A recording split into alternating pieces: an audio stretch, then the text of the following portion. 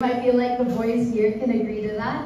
So this is really going to be a life changer for a lot of players that eventually want to play in the pros. And as Coach Mike earlier shared, we do have members of the media here right now. So the moment has arrived. Let us officially launch the Caves of Parañaque 2025. But first, let's have a quick Q&A session with our members of the media who might have a few questions for our panel here. So kindly introduce yourself and then ask your question. So my name is Ed. I have Pilates since 2013. So my brother is also a basketball player with a height of 6'7". Yeah, so family ko yung basketball player, but except me. Sorry, ako yung news ng family. Since I was a child kasi they keep on telling my brother na go to a big like league. So nakikinig ko sa father ko kasi kung ano yung mga qualities na dapat na meron ng isang player. So as a coach and as a father, what qualities po yung you're looking for as a specific player aside from their height and skills na magaling pa shoot? Actually, yung 6'7", ano na yun eh. Ano ba tawag dito? We cannot teach 6'7" height eh. Pag 6'7", legit basketball player.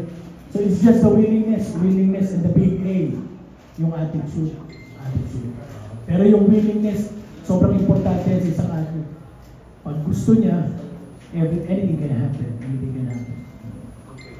And follow-up question, for this competition po, is it open lang po ba to sa mga students or kahit yung mga nasa bahay lang din or pwede ba silang mag-join dito sa competition? Yes, ano siya. But it's a 25 under. Meron siyang age limit. Tapos, you're gonna be eligible if hindi ka naglaro ng mga professional league. Kasi ang focus namin to create somebody again, na parang Gian Oligario, Gian Orason, na makapag-create uli kami ng homegrown talents para panlaban ng Parañaque sa mga liga. Okay, so it doesn't matter if still studying or what? Yes. It's just 25 under rule. Thank you. We have more questions from the media. I'm going to ask Daniel. I'm attorney Ton. I'm from DWIZ and Channel 23. Karaman ko siya. I'm not a real lawyer. The real lawyer is here. Anyway, ang tanong ko, what do you think is the essence of a muse team? Bakit laging merong muse? Well, I think people can be bored sometimes if para-parehas lang nakikita nila. So I think having muse is not really just about having a person that will be the face. I think having a muse is also it will help them recognize it will help them recognize the team more if they say that, oh, it's a T30 team. So I think their face is Daniela. So I think it's more of the recognition and the reputation of the brand. One more kay kung sino man pwede sumagot. Bakit po kayo kumuha ng news from other place? Wala bang maganda sa Parañaque? Madami. Bakit from Manila? Medyo na-curious lang ako. Good question. Hindi, kausap ko si Daniela kanina. Nilipat siya sa Parañaque. Nasagot na agad ni Coach. Sinabi ni attorney, nilipat ko sa attorney, malilipat ko. Okay, manager niya. Parang hindi ako nakausap. Hindi ka nakausap. Hindi ako informed. Kaya attorney, matanong ko na. Go. Yung Parang malalagot po ako pag-uwi. Joke. Attorney, ginagawa niyo rin ba ito? Yung ganitong klaseng pagbibigay importansya sa ibang sports? Actually, we are very active in sports, especially in the City Hall. Through our ISDO head, Alex Dandan, we normally, yearly, hold mga tournaments among our employees, even yung mga, this building is occupied by the legislative and judiciary. So, kahit yung mga BJMP natin, so we hold this yearly.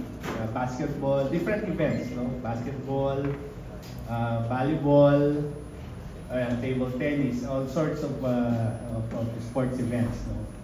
And the mayor is very supportive because the mayor, for your information, is a tennis champion, no? It runs in the family. Congressman Edwin used to be a tennis champion also. Now the son of Congressman Edwin, and also the son of Mayor Eric. If you know Jed Olivares, is making good in tennis right now. So very active, very conscious po sila when it comes to fitness also. So if you've seen our mayor, hindi po siya mukhang may edad na. I won't tell his age, no? But he looks like way below his age, because he's very energetic, very athletic. Sir, one more question. If I am a player, I am a basketball player from other places and I want to be part of the Parañaque team, is it possible? And what are the requirements to be submitted or something? Or I think there's a residency that needs to. Depende po sa liga na For basketball. yes po. Opo. Kasi like this year po si Parañaque ang dami pong ligang sinalihan. MMDA which is conducted by Boss Alex. So Parañaque is the lone LGU team na nandun sa top. Lahat ng mga nandun kasama namin is puro interagency. Mga AFP. Kami lang yung LGU team na nandun sa ibabaw.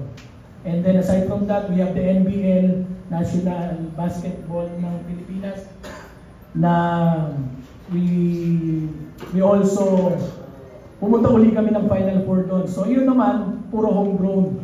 We cannot accept other players from other cities. Talagang homegrown Parañaque lang. And lastly, yung ating MPBL, which is I think na-overachieve ng MPBL yung ng Parañaque ngayong season eh. Kasi most of the players talagang homegrown lang. So kaya nga kami nagkandak ng ganito kasi parang kulang pa yung homegrown natin. We're gonna continue finding a guy na mala JR Oligario ang laro. So there's no chance for other to be like for MPBL, which is handled by owned by our Vice Mayor Joan Villapuerte. She's very supportive, nandiyan palagi. Tinulungan makabuo ng MPBL. Tapos yun doon sa MPBL, pwede tayong mag-cater ng any athletes. Pero dito sa Parañaque, parang binibigyan ng importansya kasi yung pagiging homegrown eh. Kaya yun, de-develop tayo. Thank you, sir. Thank you, attorney. Ang coach, my question na, kasi follow up ko na lang din yung question ni attorney with regards to homegrown. So, this is an inter-barangay. So, dapat ba specific on that barangay lang yung mga player nila? Kasi doon nagkakahalo-halo eh. Kasi sinabi nila okay lang na basta within Parañaque. Pero dito naman magkakatalo yung taga-barangay. Paano yung mas straight with regards to per barangay siya? Kasi inter-barangay. Yes po, tama po yun. Hindi tayo pwedeng yung ibang play, basta kailangan po maglalaro ka lang within your barangay. You cannot play on other barangay. So, doing that dun sa eligibility, medyo mahirap eh. Pero I've got my partner, Coach Tyrone.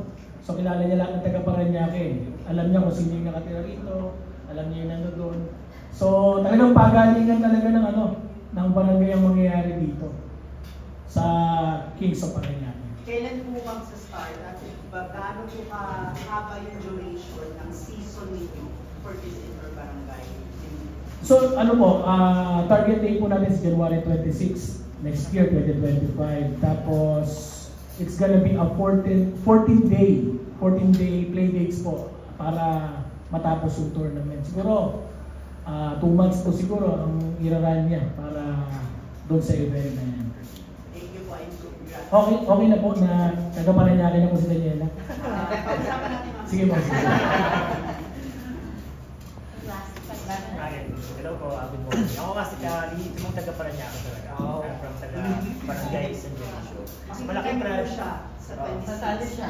Ako marami kasi kami talaga pagdating sa basketball.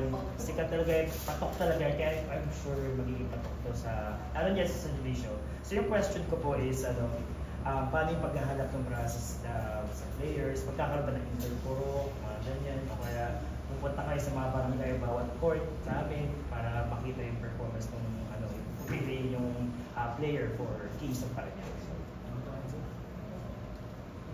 Hello po. Bali, magkakaroon po kami ng tryouts per barangay. So, dun po sa mga per barangay po na magkakandak ng tryouts, sila na rin po yung mamimili ng mga players nila na ila-line up para mag-compete po dito sa TT3 Kings of Parañaque po. So may mga ba age limit, like may mga tayong Sunday Club, may mga seniors, may mga juniors. Age limit pa.